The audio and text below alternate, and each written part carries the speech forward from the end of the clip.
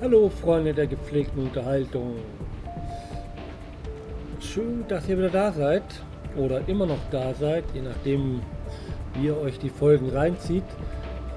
Kurze Zusammenfassung, wir haben im letzten Mal rausbekommen, wir haben den Beweis gefunden, dass Brandstiftung vorlag, weil einige Manipulationen vorlagen. Unter anderem wurde ein Brandbeschleuniger benutzt, dieses Aceton.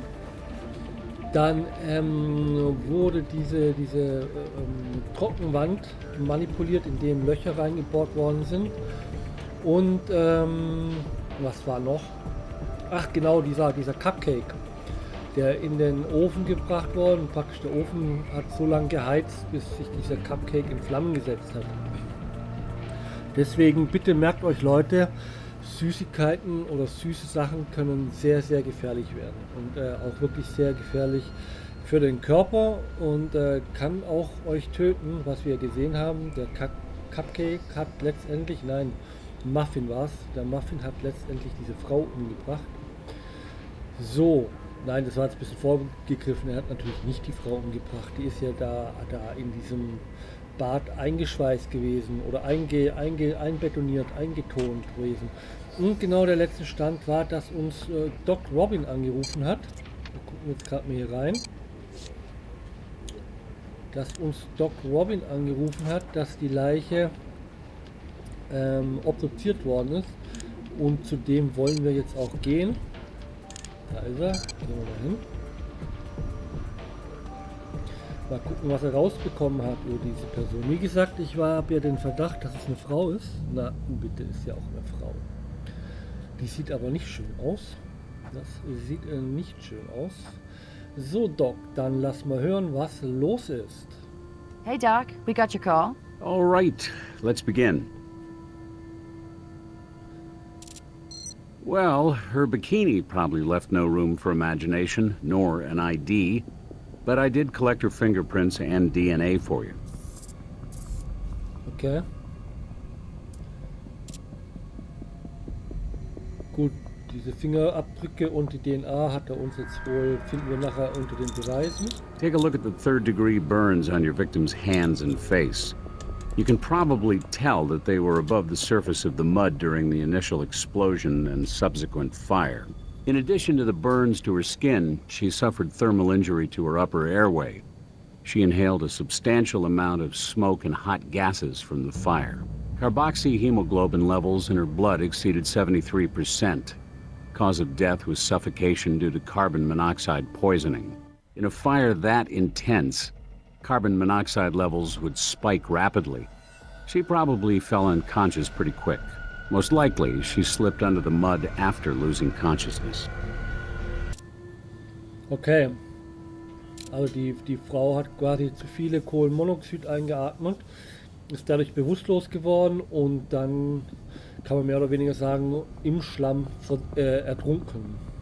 Wann ist sie gestorben? Time of death is going to be difficult to determine. Even without the fire, the initial temperature of the mud bath complicates my ability to offer an accurate estimate. I was able to extract samples of the vitreous humor from both eyes. Potassium accumulation in the tissue indicates time of death between 3 and 4 a.m. That's consistent with when the fire started. Okay, also sie ist zwischen 3 und 4 Uhr morgens gestorben. Und ja, das war auch die Zeit, zu dem das Feuer ausbrach. Gab es Anzeichen für eine Straftat? Not exactly, but take a look at this bruising on her arm. Does that look like a handprint to you? Yeah. Looks like someone grabbed her pretty hard. From the coloration of the bruising, I'd say it occurred at least 6 to 12 hours prior to death. I certainly find no indication she was lying in that mud over a prolonged period of time. We need to get a photo of those bruises. My camera's memory card is full. You mind documenting this one? I'll wait. Okay, also sie hat da eben ein Hämatom am Arm, was circa 12 Stunden vor dem Tod entstanden sein muss. Und war das am Arm? Ja, okay, das war doch am Arm. Ja, ich will doch jetzt nicht das da angucken. Guck mal, der hat sie da aufgeschnitten und zusammengenäht. Ja super, jetzt kommt der Kasten da. Aber ich will das, na egal. genau. Das ist das Hämatom, was ich meinte. Und davon sollen wir jetzt ein Foto machen. Nice composition. Ich habe ein Foto gemacht. Das sieht aber schon ein bisschen spooky aus. Ne? Gucken, ob wir sonst noch was finden.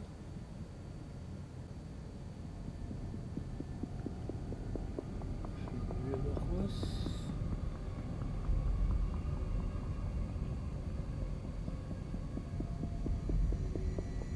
Eins, zwei, 3, 4, 5. Okay, da hat sie mal noch alle 10. Weiß ja nie. Vielleicht hat sie ja nur 4 oder was weiß ich was. Schrumpelige Knie hat sie. Okay, haben wir, so wie es aussieht, gibt es jetzt hier nicht mehr zu schauen. Hast du noch was zu sagen?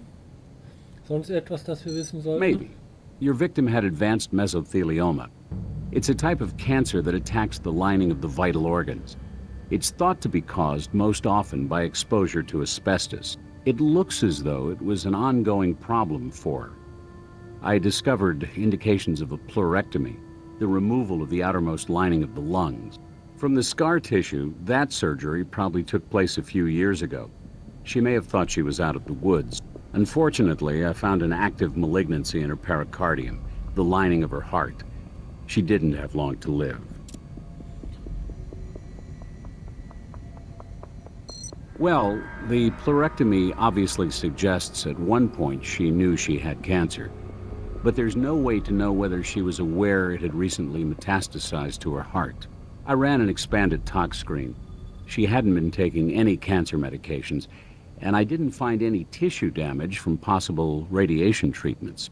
I did, however, find evidence of a persistent, dare I say, habitual use of cannabis. You know, a Harvard Medical School study concluded that one of the active chemicals in marijuana, THC, may in fact inhibit the growth of certain tumor classifications, even though it says right there in the press release that the growth of some other tumors might actually be accelerated by THC. A man hears what he wants to hear and disregards the rest, right? So now the idea that weed cures cancer is spreading far and wide. Okay. Anytime. Also, die Dame hatte Krebs, hatte auch wohl, irgendwie so wie ich es verstanden hat, das erste Mal den Krebs wegbekommen, hat jetzt aber irgendwie einen neuen Krebs bekommen. Sie wurde auch irgendwie an der Brust und Lunge operiert und ja, man kann jetzt nicht sagen, ob sie wusste, dass sie einen neuen Krebs irgendwie am Herz hat und ja, dass sie halt wie heißt Drogen geraucht, also Gras geraucht hat und ja, dass halt in der Presse stand, dass Gras wohl der Wachstum des Krebses verringern kann, dass es aber auch Krebsarten gibt, wo wiederum die Drogen oder das Gras den Wachstum beschleunigen kann.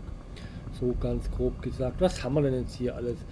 Prellung des Arms, genau das Bild, DNA des Opfers. Was haben wir hier? Fingerabdrücke des Opfers. Wir haben hier noch einige Beweise, die wir noch gar nicht ausgewertet haben. Vielleicht müssen wir die auch gar nicht auswerten. Wir gehen jetzt mal zurück ins Labor und gucken mal, ob wir anhand der Fingerabdrücke etwas über die Dame rauskriegen. Wieso zeigt er mir jetzt immer noch 2 an? Achso, das Foto, ja genau. Achso, weil ich das ja noch nicht angeguckt habe, deswegen wahrscheinlich. Genau, okay. Dann gehen wir zurück ins Labor.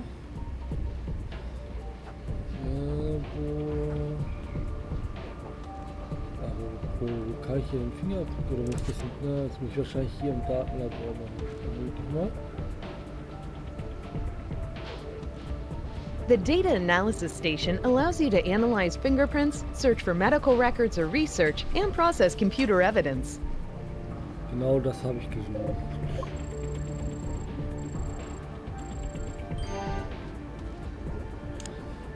So, genau, Fingerabdrücke. The Fingerprint Analysis Station lets you identify fingerprint evidence.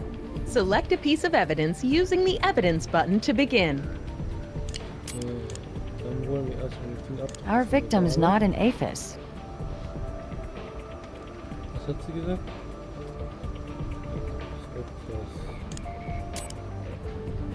Nee, ich will da keinen Beweis. Ach so, die werden jetzt erstmal abgeglichen. Aber ich will doch...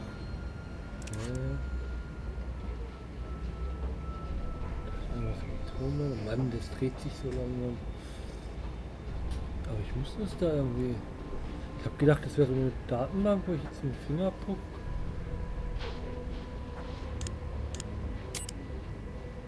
Okay, hier... Mann. Fingerabdrücke. Beweis. Tussi, was wird? Ja eben, Hilfe.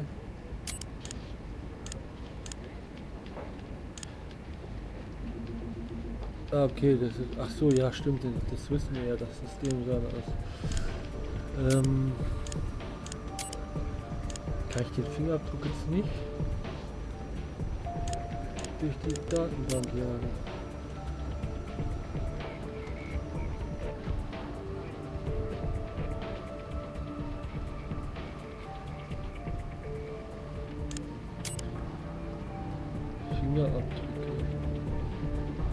Also es scheint so zu sein, dass ich hier nur medizinische Datenbank finde.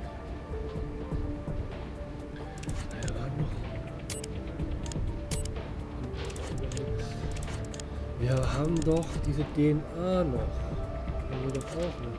Wir müssen jetzt doch hier an dem DNA. The DNA analysis station allows you to identify a sample of DNA, either by comparing it to an already identified sample or searching the database for a match. Select a piece of evidence using the Evidence button to begin.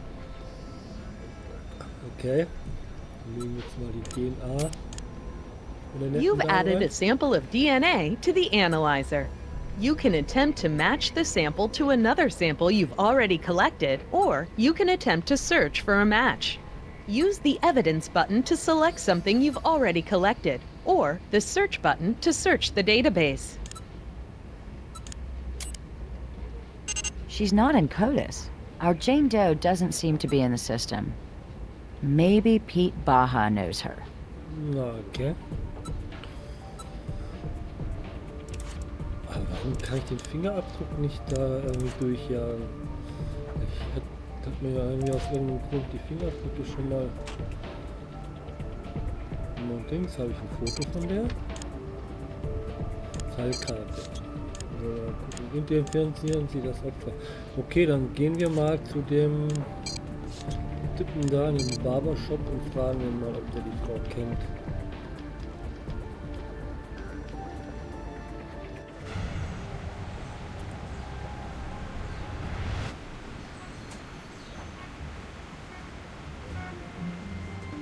Dann wollen wir mal reingehen.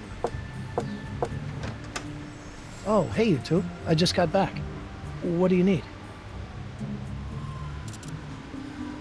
Können Sie eine Leiche für uns identifizieren? We found an unidentified female victim in one of the mud baths at the spa. God, Portia, no! Wer ist Portier? Portia Wiseman, she's the manager at the spa. She's the only other one with a key. Just the thought that she might have been in there when it went up. I'm sorry, it's just horrible. Ist da vielleicht jemand ums Leben gekommen, der hätte nicht ums Leben kommen sollen? Also kommen Sie mit uns. We can't be sure who she is until we get a positive identification. Of course. Let me lock up here. Ja, und dann kommen wir mit, mein Freund. Oh, Portia. No. What were you doing in there? Actually, we were hoping you could help us shed some light on that. Would you mind answering a few more questions? Sure. Also, so wie der sich benimmt, würde ich ja sagen, der wollte zwar das Spa abfackeln, warum auch immer, und dass diese Frau dort ums Leben kam, das wollte er gar nicht. Er wusste also gar nicht, dass die Frau dort war, und weil er so schockiert war, dass sie jetzt tot ist. Hier ist übrigens unser Detective Brass. Ah ja, jetzt hätte Patricia einen Grund gehabt, das Feuer zu legen. War an Patricias Verhalten in letzter Zeit etwas ungewöhnlich? Wie lief das Geschäft? Geben Sie uns Patricias Adresse bitte. Wir fragen erstmal nach dem Geschäft. Was the spa making money? Sure. I mean, it can always get better, right? But it was profitable. Okay. War Patricias Verhalten in letzter Zeit etwas ungewöhnlich? Fragen wir erstmal, ob das Verhalten ungewöhnlich Think ist. back. Did she ever seem unusually angry or depressed? Well, we weren't exactly close, but I got the feeling she was in a troubled relationship. Warum glauben Sie, dass sie Beziehungsprobleme Little things hatte? here and there, really. Such as? One Friday, I asked her if she had any fun plans for the weekend. Not really, she said. Just hanging out with the boyfriend. She said it like it was a root canal or something. Okay.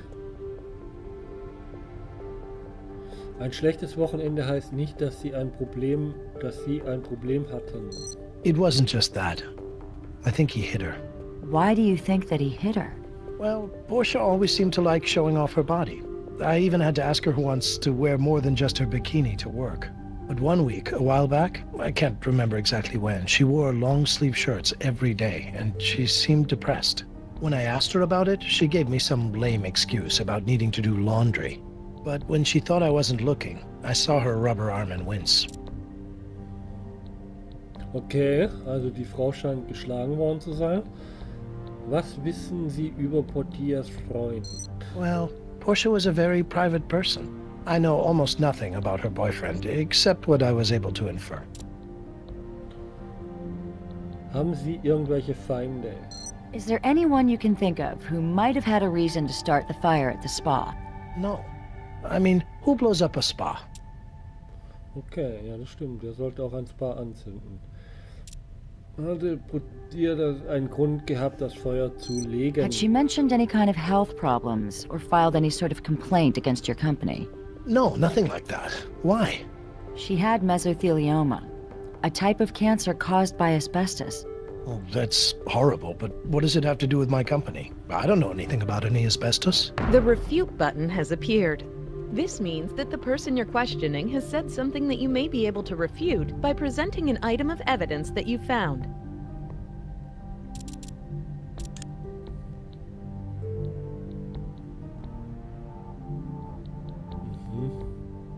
Soll ich das jetzt machen? This is the evidence presentation interface. Choose the piece of evidence that best refutes the last statement made by the person you're questioning. Ach, warum sollte jemand das anzünden? Chemikalie von der Decke, das war...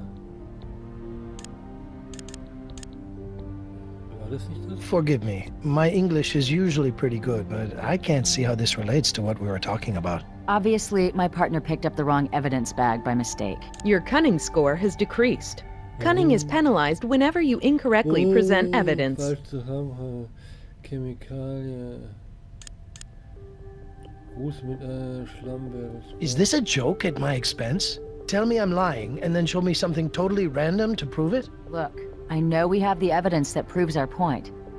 Even if my partner is having trouble finding it. Hä?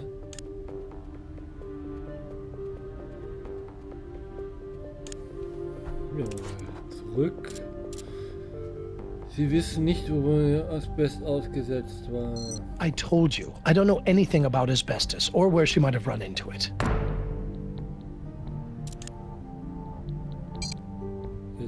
Jetzt kann ich dir mal zeigen. Sorry, but I really don't understand what you mean by that. I'm sorry, but this is ridiculous. Outside, now. So we can talk about why you're goofing around instead of doing your job. Oh, nicht gut, nicht gut. Nicht gut. Okay, look, I don't know how things were before we worked together, but I need to see a certain level of professionalism from you. We have all the evidence we need to prove our point, I know it. But if you're going to take the lead, you need to make logical choices about what to present. Let's get back in there and do this right. Okay.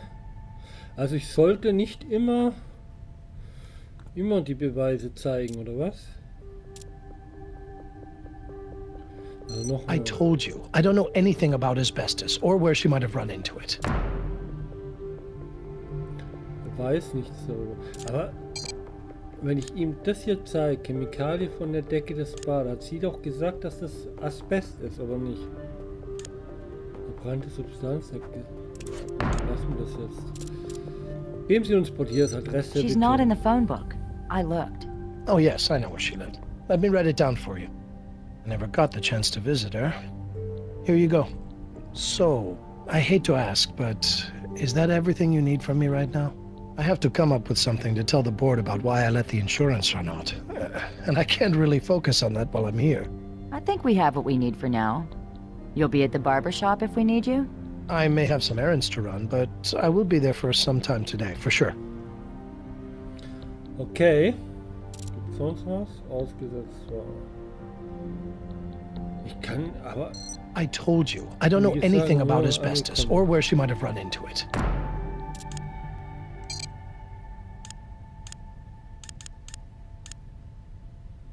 Ach, ich habe das nur nicht analysiert. Das wird das Problem sein.